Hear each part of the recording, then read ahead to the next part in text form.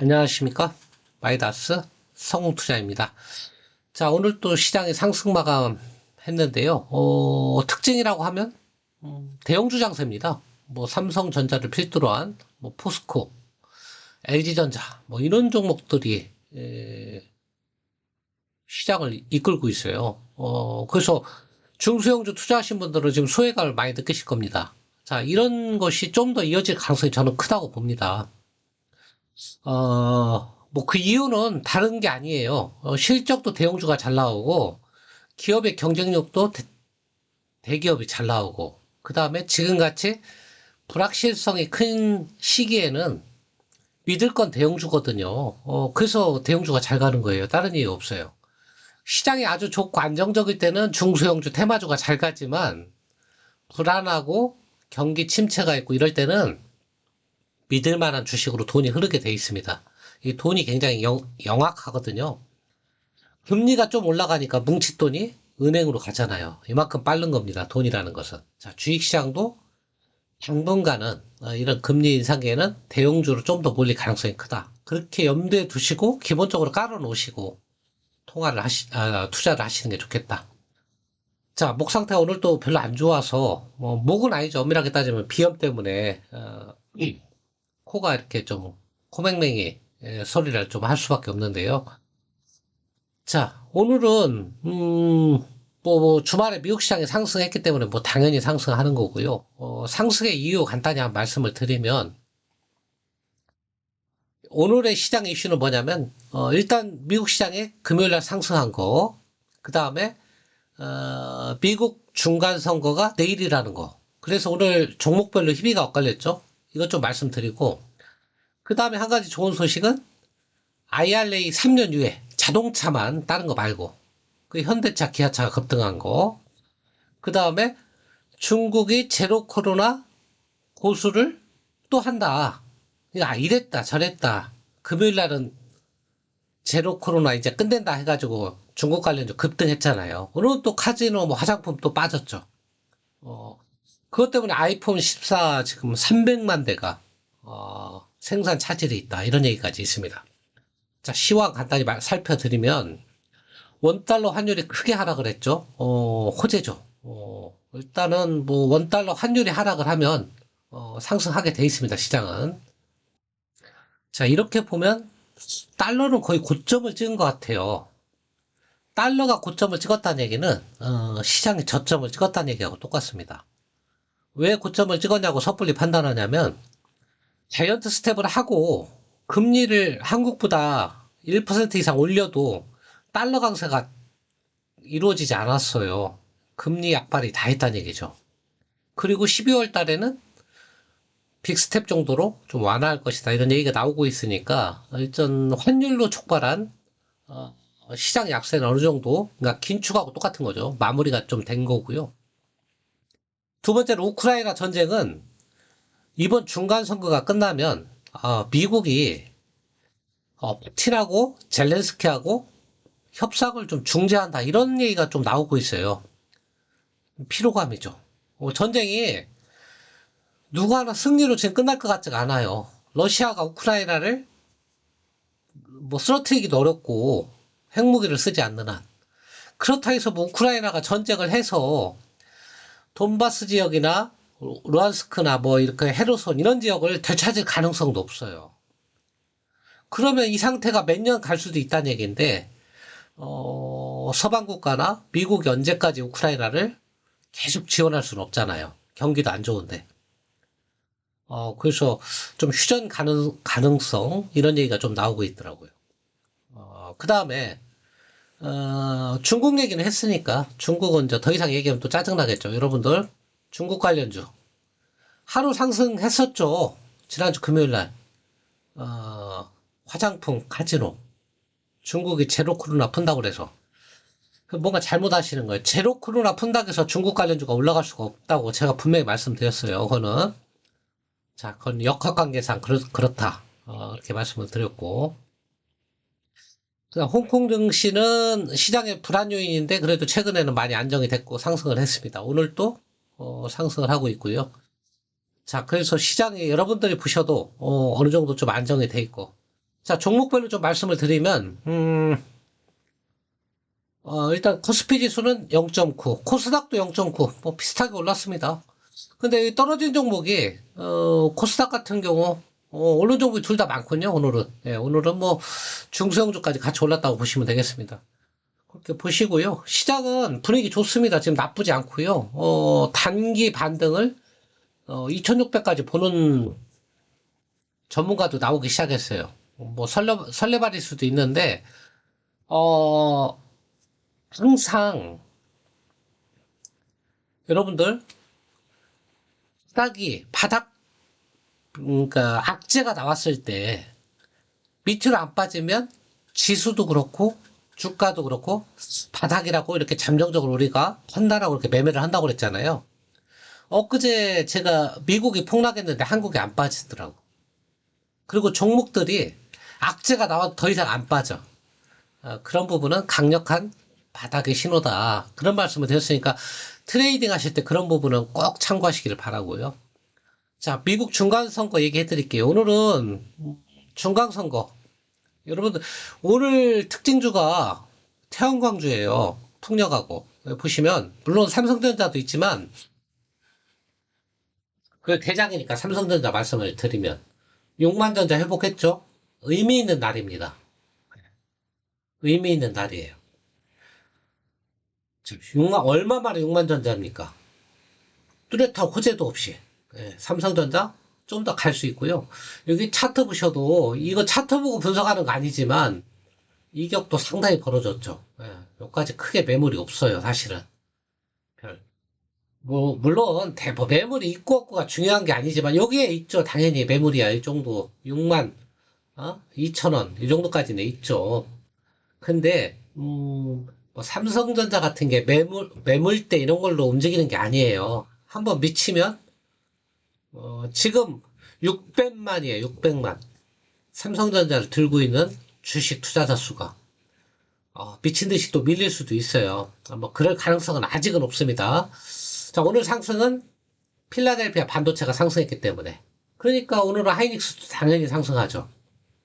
그러니까 반도체 가격이 상승해서 상승할 때는 같이 상승을 합니다. 둘 다. 근데 그게 아니고 다른 이슈로 상승을 하면 삼성전자만 상승을 해요. 그래서 당분간은 하이닉스보다는 삼성전자를 보시라고 말씀을 드렸고요. 자, 오늘은 요 태양광주가 폭락을 했죠.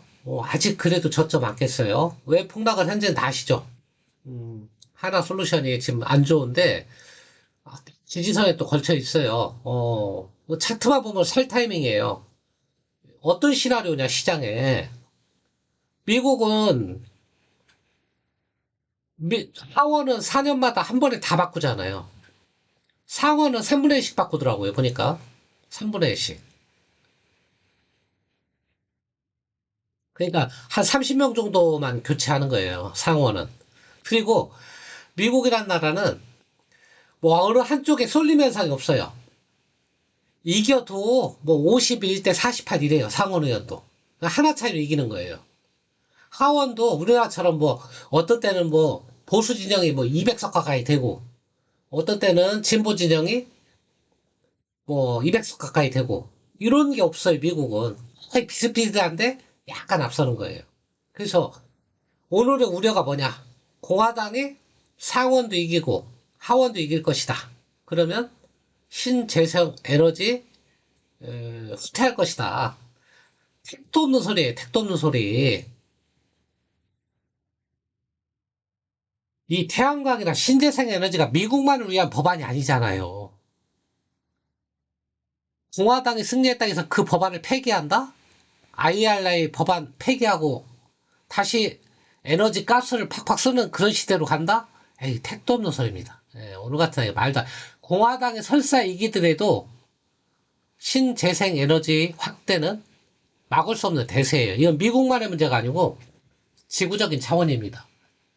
그렇다고 보면 오늘 같은 날 가사기 겁나면 분할 매수 해야죠. 분할 매수 이런 때 하는 겁니다. 시장의 과잉 반응을 일으킬 때. 오시아에 마찬가지. 같은 맥락으로 보시면 됩니다. 21선까지 깼지만 뭐 바닥권 여기니까 뭐 크게 별거 아니고, 빠져봤자 진짜 최대 빠져야 10% 아닙니까?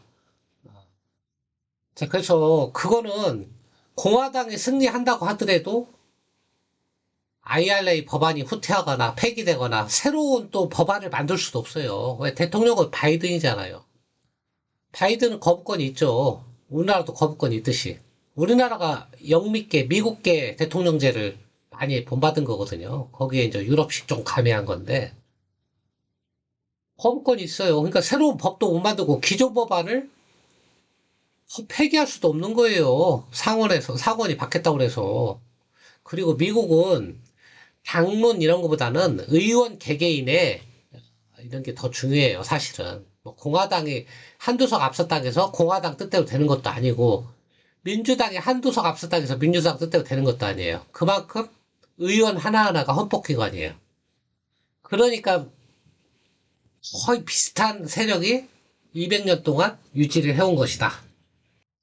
자, 그 다음에 제로 코로나, 뭐, 중국에서 고수한다. 뭐, 그런 소식 때문에, 뭐, 화장품, 뭐, 이런 종목들이 조금, 다시 빠졌죠. 뭐, 그렇게 많이 빠진 건 아니에요. 시장이 너무 좋아서 그런지 몰라도.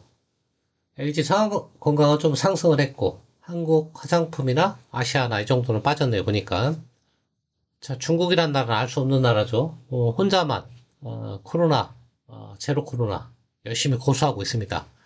혼자 고수한다고 될 문제가 아닌데, 왜냐면, 어차피 전 세계는 왔다 갔다 혼자 뭐 가둬놓을 것도 아니고 할 건데, 의미가 무슨 정치적 의도가 있는지 모르겠어요. 어쨌거나, 제로 코로나 고수가 중국 관련주로 오늘 약세로 이끌었다. 뭐 애플 아까 얘기도 말씀드렸지만, 음, 아이폰 14 출하가 한 300만 대 정도 늦어진다. 뭐 그런 얘기도 있었고요. 애플 관련주는 별로 오늘 안 올랐겠죠, 그러면. 보시면, 대표적인 게 LG 이노텍이잖아요. 물론 그래도 올랐네. 약간은 빠졌었는데. 요즘 약세를 면치 못하는데. 자, 그 다음에 오늘 시장의 특징주는 요거죠. 포스코홀딩스. 무려 8%. 얼마 만에 그럴지 모르겠어요. 이렇게 많이 오른 적. 거의 못 본 것 같아요. 코로나 때도 못 본 것 같아. 어, 잘 보라고 했죠, 이거. 앞으로 철강주가 아니고, 2차전지, 소재주, 지주회사로 변신한다. 거의 성공적으로 안착을 하는 것 같아요. 왜냐하면 포트폴리오가 너무 좋아요. 철강도 있지만, 2차전지 소재, 그 다음 자원, 얼마 전에 포스코 엠텍하고, 포스코 에너지하고, 뭐죠? 포스코? 지금 까먹었는데, 둘이 합병을 했잖아요. 그래서 40조짜리, 포스코 인터내셔널. 합병을 했잖아요. 40조짜리 영업이 뭐 한 1조 정도 되는 그런 뭐 자원, 여기 있죠.